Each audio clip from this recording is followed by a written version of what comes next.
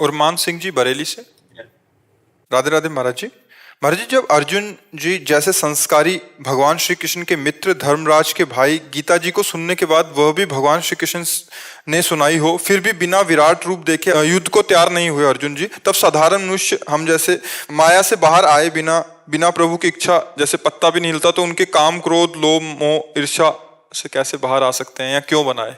भगवान की बनाई हुई माया है, तो फिर वो हमें खिलाते क्यों हो उसमें? नहीं, भगवान की बनाई हुई माया नहीं, आपकी रची हुई माया है। नहीं, आपकी रची हुई। हमें ये बताइए, आप देख करके, सुन करके, सूंघ करके, बोल करके, चख करके आप फंसते हैं या भगवान फंसाते हैं? हम ही फंसते हैं। हम ही फंसते हैं। पूरा बाजार है, अगर हम इस बाजार को दोष दें कि गलत बाजार रची गई, तो ये बात गलत है। बाजार में हम पसंद क्या करते हैं, आप हमें बताना। इत्र पसंद करते हैं, श्री जी ठाकुर जी की पोशाक पसंद करते हैं, या हम शराब? आप पसंद क्या?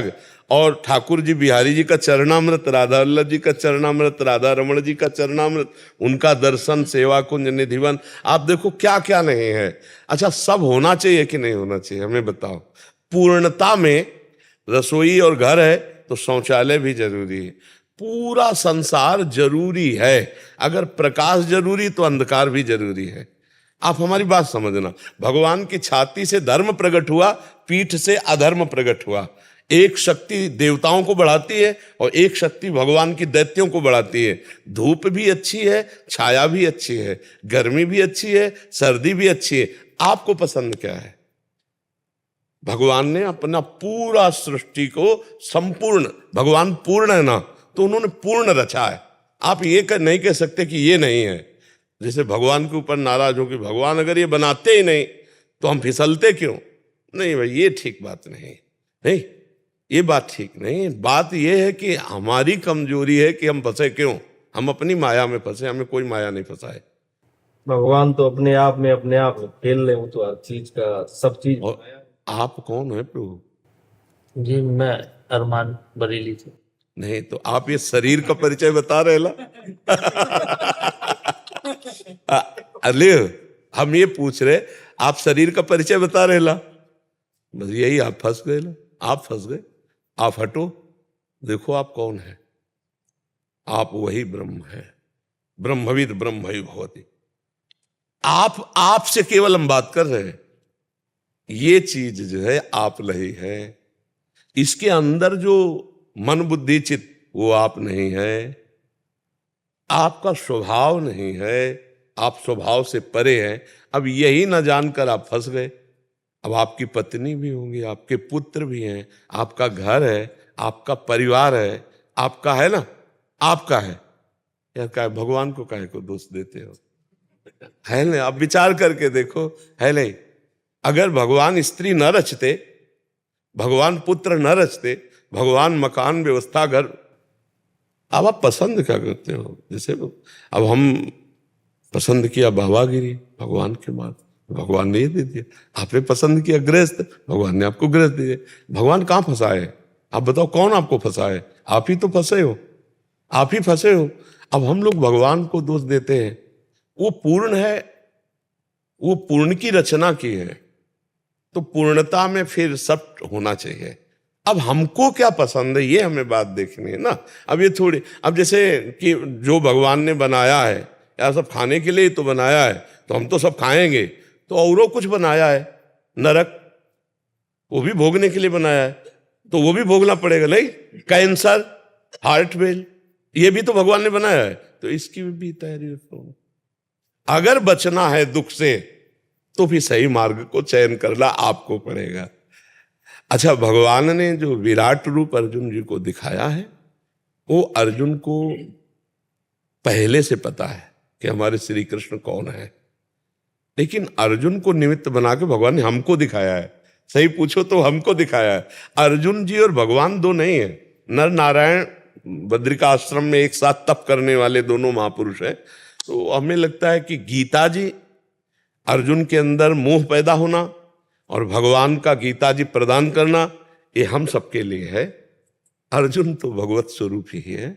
वो प्रश्न करते जा रहे हैं हमारे लिए, ज्ञान मार्ग का, भक्ति मार्ग का, कर्म योग का, सांख्य योग का, जो जैसा अधिकारी हो सबका उत्तर गीता जी में है। तो अर्जुन जी को तो वास्तविक पूछो तो कोई अज्ञान नहीं था। तो भगवान ने जब कहा, गौर से देखना गीता जी में, भगवान से जब अर्जुन जी ने कहा कि दोनों सेनाओं के मध्य में हमारे रथ को हे केशव खड़ा करो, तो खड़ा करके कहा देखो अर्जुन, वो ही कहने में ही घुस गई भगवान की माया। देख अर्जुन, अरे ये तो सब हमारे रिश्ते नाते, चाचा ताऊ, इनको मारूंगा। और अभी तक दिव्यास्त्र जो समेट रहे थे, तो किनके लिए समेट रहे थे? इन्हीं के लिए तो समेट रहे थे। तब नहीं मोह हुआ, जब भगवान ने कहा देख अर्जुन, तब हुआ। इसका मतलब भगवान गीता वहां प्रकट करना चाहते हैं अर्जुन के हृदय में मोह पैदा करके। वो विराट, वो महिमा, वो सब हमको दिखा रहे हैं। हम जाने कि हमारे प्रभु कैसे हैं, हमारे प्रभु कौन है। तो देखो भगवान के विविध रूप हैं। कोई भगवान के सौम्य रूप का उपासक है, कोई घोर रूप का उपासक है, कोई भगवान को पुत्र मानता है, कोई भगवान को पिता मानता है, कोई भगवान को मित्र मानता है, कोई भगवान को पति मानता है, कोई भगवान को प्रीतम मानता है। अगर भगवान इतने सब रूपों में ना हो तो हम सबकी भावना कैसे पूर्ण हो? तो हमें लगता है कि गलती अपनी है, सुधारना अपने को है।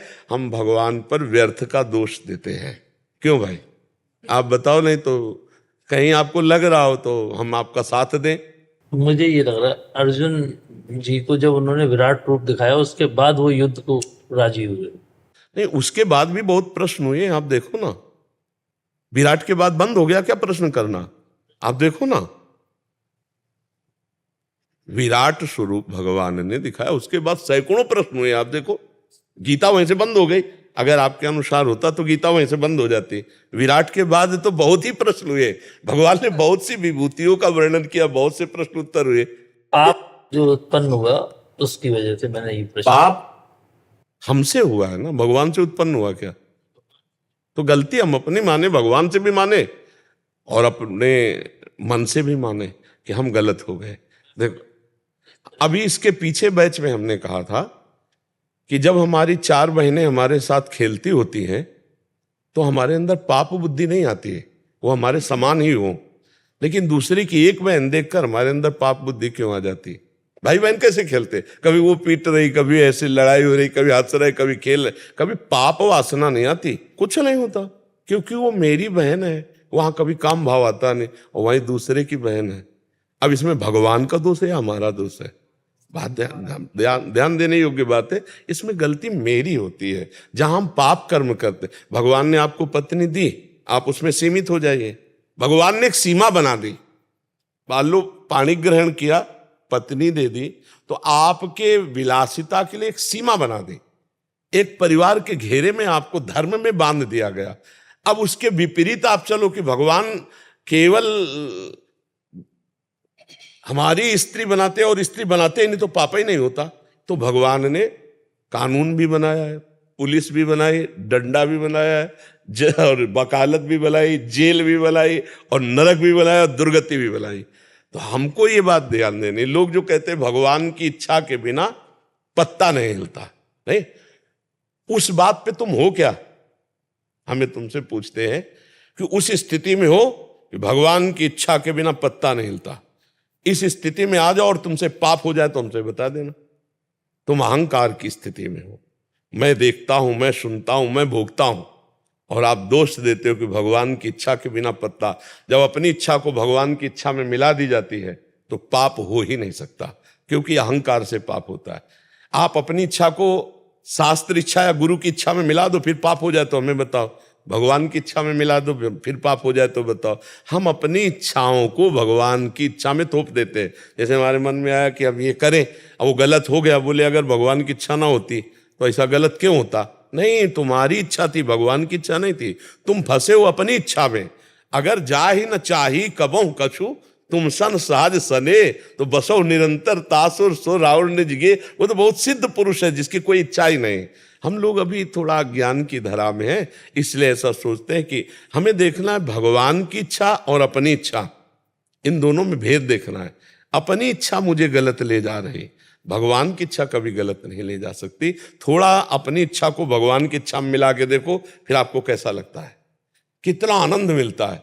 लेकिन हम भगवान की इच्छा में अपनी इच्छा नहीं मिलाते, अपनी इच्छा करके और फिर उसे भगवान की इच्छा में थोप देते हैं।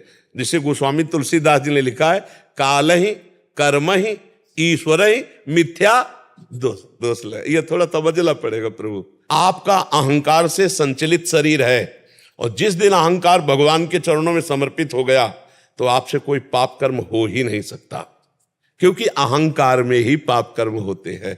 जब हम अपनी इच्छा भगवान को दे दिया तो वो महापुरुष हो गया।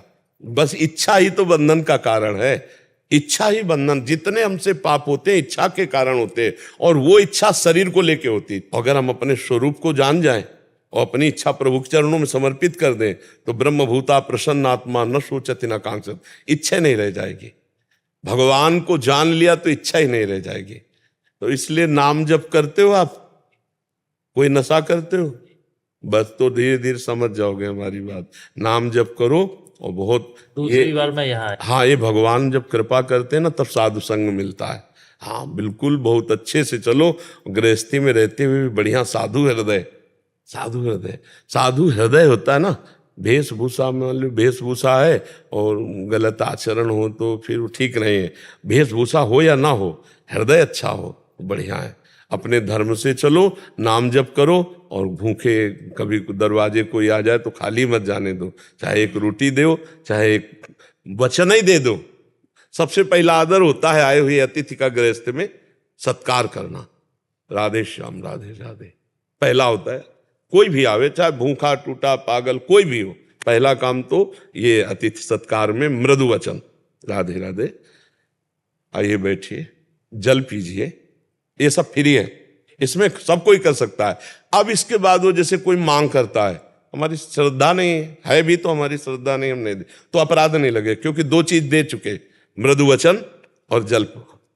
अगर कोई भूखा है तो फिर गृहस्थी में धर्म है कि चाहे शाम के 5 बजे 4 बजे हो, उस समय तुरंत कुछ ना कुछ उसको पवाओ।